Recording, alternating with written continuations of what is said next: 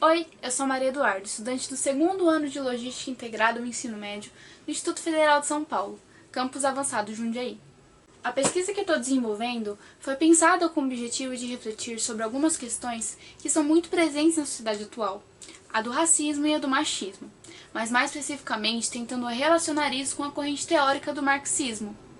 E para isso a gente tem se baseado em duas autoras que são muito importantes e que falaram muito sobre isso aqui no Brasil, a Lélia Gonzalez e a Sueli Carneiro.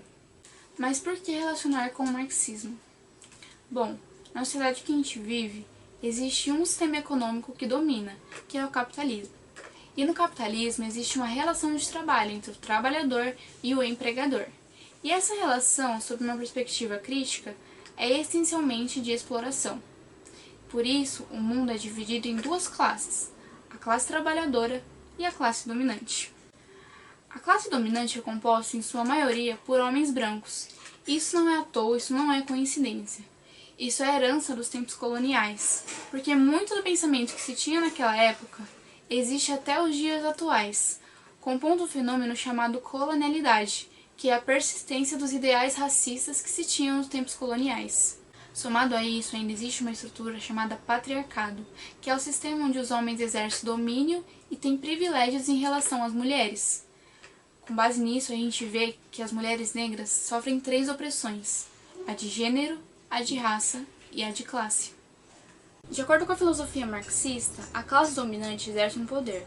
E esse poder não é apenas econômico, mas também é ideológico, político e social. Sendo assim, as ideias de determinado momento serão as ideias correspondentes à classe dominante, porque essa classe sempre atuará com o intuito de se manter nessa posição ao longo da história. Consequentemente, a classe oprimida continuará sendo explorada, e o que nos interessa chamar a atenção é que essas classes têm gênero e cor específica. Nesse contexto, a perspectiva e a voz das mulheres negras sempre foram silenciados. Existiram na história alguns movimentos feministas muito importantes, mas todos esses movimentos traziam consigo um olhar muito limitado, porque eles não conseguiam enxergar a diferença das condições das mulheres dentro da própria classe trabalhadora. E aí algumas mulheres negras começaram a manifestar suas reivindicações sobre isso, e uma dessas mulheres foi a Lélia Gonzalez. Portanto, a pesquisa até o momento tem se amparado no pensamento dela, ainda mais porque ela foi uma mulher que se prontificou a interpretar a realidade brasileira. Além disso, a Lélia também chama muita atenção para a questão da descolonização, principalmente na esfera do conhecimento, porque em toda a história os negros foram retratados como seres sem intelectualidade, e diante disso, a Lélia olha para momentos da história de acordo com o ponto de vista e da experiência de pessoas negras, em especial as mulheres. Um dos elementos interessantes das produções da Lélia é que ela utiliza uma linguagem mais coloquial, incluindo expressões e palavras que são utilizadas no cotidiano, com a intenção de refletir a linguagem que é usada pelos povos subalternizados, retirando o caráter elitista de suas produções e não seguindo normas que são impostas. No que diz respeito à relação entre raça, gênero e classe, Lélia Gonzalez foi uma autora que fez uma releitura histórica das mulheres na escravidão. Ela também nos mostra como o mito da democracia racial é uma característica muito importante para manter a ideologia dominante, e como as desigualdades afetam diferentemente as pessoas oprimidas.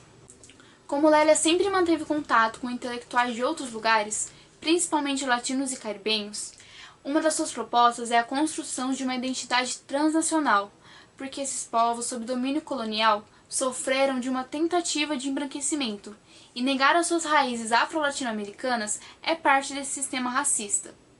Com a intenção de manifesto de se opor contra isso, uma das suas propostas também é apresentada pelo conceito de americanidade, que seria a perspectiva pautando-se nas experiências de homens e mulheres que foram sufocados pelo sistema colonial e sempre foram apagados pelo eurocentrismo.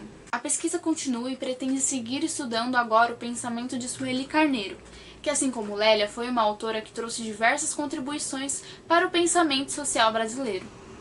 Para a divulgação desse conhecimento, tenho trabalhado na produção de um zine, que traz de forma descontraída e simples os resultados aqui apresentados. Então é isso, espero que vocês tenham gostado.